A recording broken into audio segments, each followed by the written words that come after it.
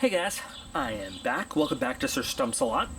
We're going to do another project video today because I have gotten a lot of requests to see things happen in the shop, and I wanted to take a look at another knife I found. It is a very affordable knife. It's a little, hey Tato, you giving the old sniff of approval? Tato approves. You're a good boy. So, once upon a time, I don't know if I ever did a video on this knife, but I did put pictures on Instagram and Facebook about taking this Ontario fighting knife and just jazzing it up a little bit. You know, nothing that changes the overall shape or anything of the knife. Just taking the old, coating, black coating finish, and giving it a cool flame job, basically, making it look cool. That's all there is to it. I did this with a combination of coating and then Hydrographics and then a really nice gloss coat on top of it. Not a really hard thing to do in the shop, but time consuming.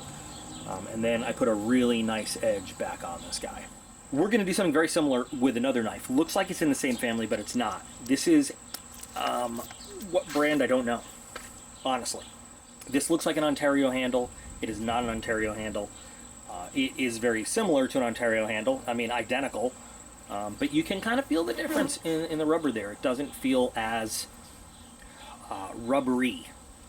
It is a much lighter knife than most Ontario knives, and as you can see, the blade is a lot thinner.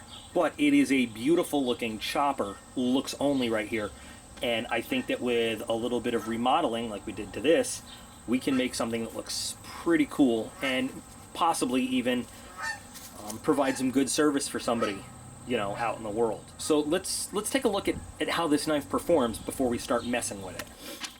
As always, we'll start with a little bit of paper slicing. That's not bad. Not bad at all. I'm having a little trouble there because the paper ripped and I screwed it up. But for a very cheap knife, I mean, we're talking like $9 knife, that is a very well-honed edge just to start with. Do a pull through on this guy. Pretty good, a little bit of effort. Not the cleanest cut, but not bad. I don't know if I have enough cord here to do a slice. Let's see if I can get a good hold on it. I just have a little bit of cord. Not bad at all. Very, very nice. And of course it is a chopper, right?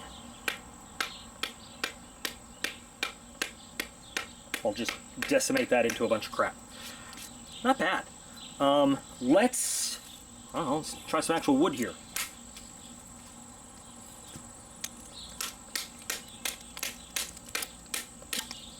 I'm having fun. Great edge on this guy right here. What's the edge retention like? Not bad. Alright, so we have a great canvas to work on.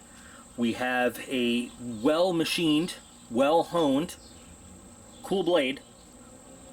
Let's take this thing to the shop and let's make it look as cool as it works. Okay, so at the shop, for part 2, which is the actual remodeling of this knife. So the first step is going to be to mask off whatever we don't want changed, and that's basically the handle on this guy.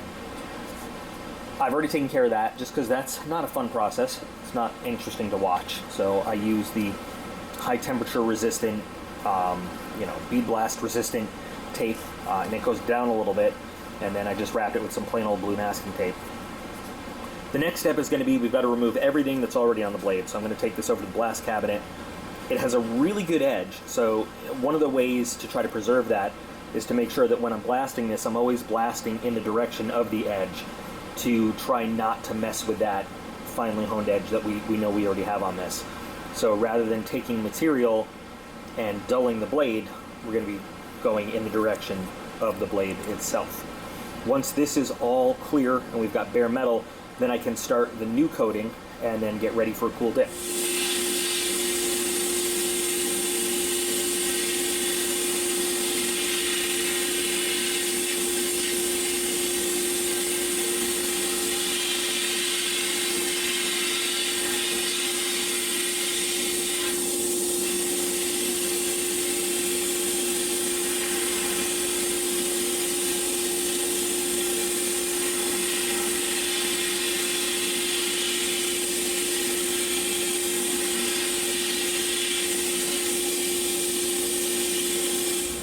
I'll use an actual airbrush for this because the way I'm going to be doing just small areas of work and blending colors, it's going to work a little bit better than just using one of the large paint guns, especially on an object this small.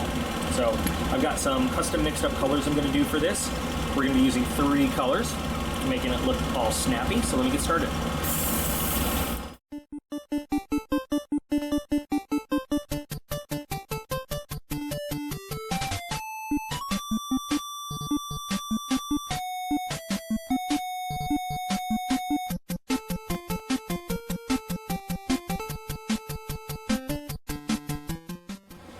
So for this knife, we're going to use one of my favorite patterns here. It's called Naughty Fire. That's the actual name. It is a great pattern. It goes with so many different colors in so many different ways. And the reason that I wanted to paint this in this kind of faded in 3 different color pattern is because when we put it under here, I don't want to use the word mystical, but kind of an icy fire look. Something to go with the cool shape of the blade. And I think people are really going to enjoy the way this looks when it's all done. So what I've done here is prepared the blade. I put tape, and this is not going to affect the coating I put on there, to protect the one side so that when we dip it, it stays nice and dry. This film, if on the other surface, will prevent the inks affixed to the film from sticking when we flip it over to dip the other side. So we're going to do one side, which will also get the spine of the blade right there. We'll give it a little bit of time to set. We'll peel the tape off, make sure this side of the blade is dry, and then dip that side, and then we'll be ready to rinse it off and see what the kind of semi-final look is. Then we'll be ready to give it a really nice top coat. We'll probably give it a nice satin finish, and then this will pretty much be done.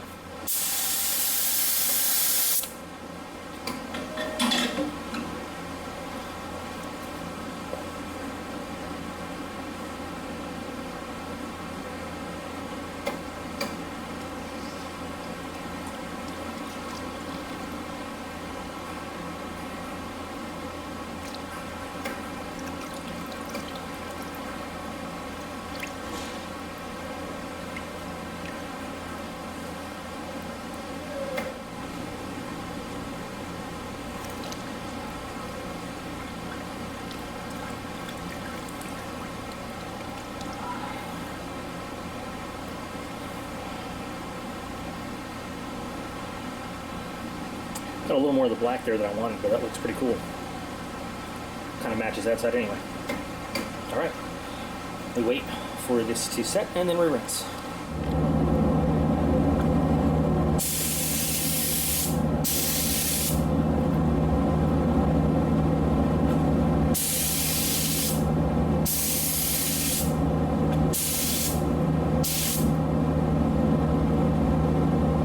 I decided to come outside in this beautiful sunshine, nice natural light for the big reveal. So everything's finished. I spent the last little bit hand honing the edge of this with some diamond stones to put that really nice edge right back on this knife to get it ready. So let's take a look at how it all finished up.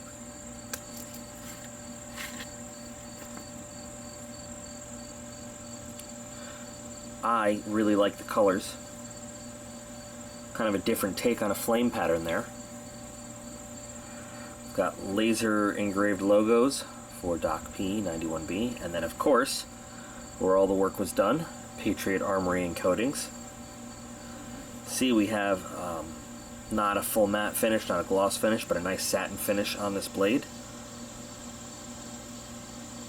And we've got that very fine edge back on there.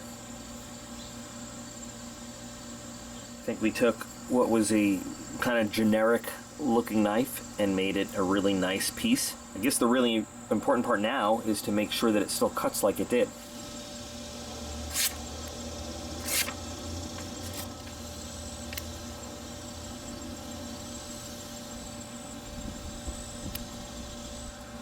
This blade is as sharp as it came out of the box for us.